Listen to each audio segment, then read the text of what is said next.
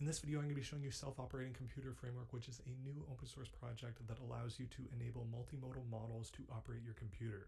So if you have a particular action and you imagine you want to accomplish that, so you want to Google for some information and you're using your mouse to open up Chrome and you're typing in all the commands and whatnot, this aims to actually take out all those steps and just take in that prompt, and it will go ahead and move your mouse around and input what it needs to input.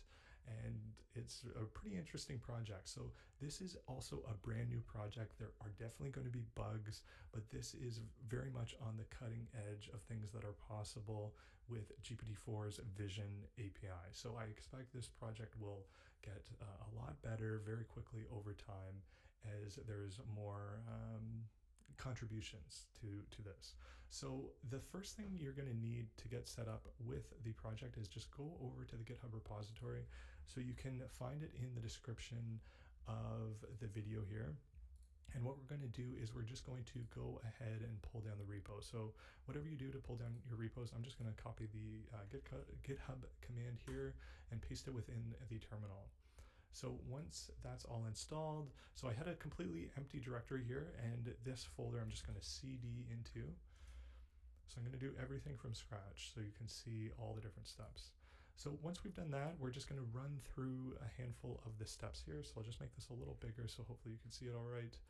And first we're going to just set up a virtual Python environment. So most of these steps are pretty quick in the execution time to get it all set up. It will have to install some dependencies, so it will take just a second to do that.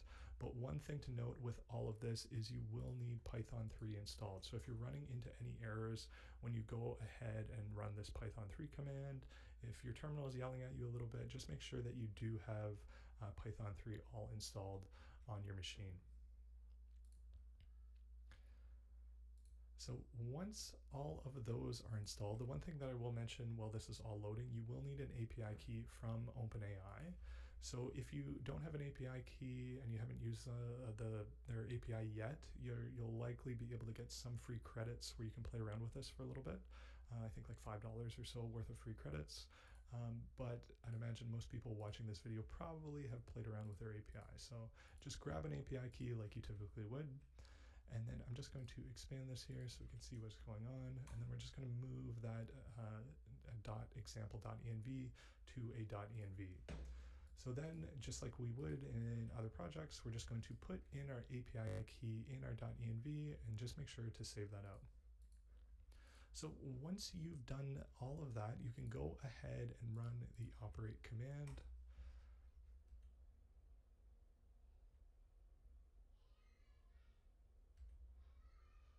So in here, I'm just going to go ahead and I'm going to say, look up the most recent LangChain release on Google. So you hear the screenshots that are being taken, and those screenshots are being passed to the LLM to be interpreted.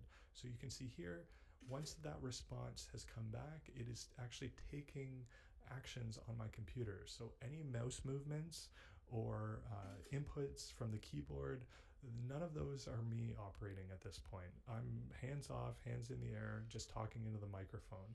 So as you see here, it's going ahead, it's typing that within Google, it's taking another screenshot, and it's very novel. Like, it's just sort of hard to believe to see that all of this can do what it's doing.